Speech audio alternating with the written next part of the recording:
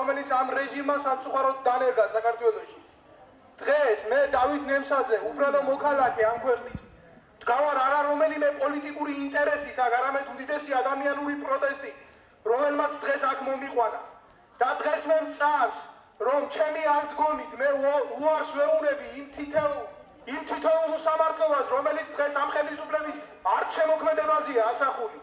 მოდით, გადმოდით, ნუ გეშინიათ, შიში ვერ გიხსნით თქვენ იმ სიკვდილისგან, რომელსაც ეს მთავრობა გვირდება. თქვენ ყავთ შვილები, თქვენ ზრდით მომავალს, თქვენ ქმნით, ჭედავთ ამ ქვეყნის ბედს და თქვენ არ აგაქვთ უფლება რომ გეშინოდეთ.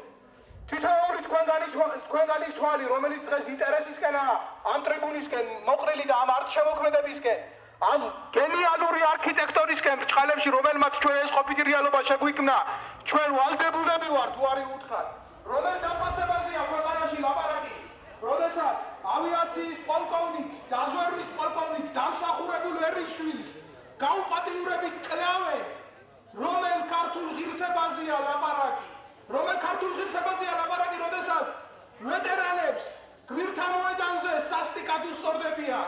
თქვენ ყველაფერი ამის მერე გაგაჩნიათ უფლება, რომ ხმამაღლა არ გამოხატოთ თქვენი პროტესტი და თუ მაინც დღესდღეობით რომელიმე ფიქრობთ, რომ აქ არ უნდა იდგეთ, როდესაც არჩევნების დღე იქნება, მიდით და გააკეთეთ გულწრფელი არჩევანი, ის არჩევანი, რომელშიდაც თქვენ შვილებს თამამად და ღირსეულად გაზრდით და არა შიშით, არა პოლიციური რეჟიმით, რომელიც სკოლებში მანდატურების სახით დანერგა ამ მანკიერმა ხელისუფლებამ.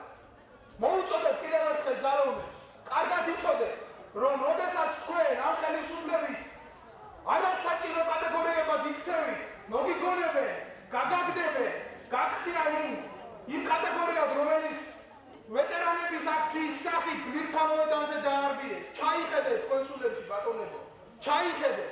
თქვენ დღეს ემსახურებით რეჟიმს, რომელიც თვითონ არ მოგწონთ. შეიძლება ამ ადამიანს გეშინოდეს ყველაფერი. შეიძლება გეშინოდეს გასვლელი ტყვის, გეშინოდეს ზალპის, მაგრამ როდესაც საკუთარი ღირებულებების გეშინია, როდესაც საკუთარი მოვალეობების გეშინია, უკვე ლაჩარი ხარ. და მე მწამს, რომ ქართველი კაცი ლაჩარი კაცი არ არის.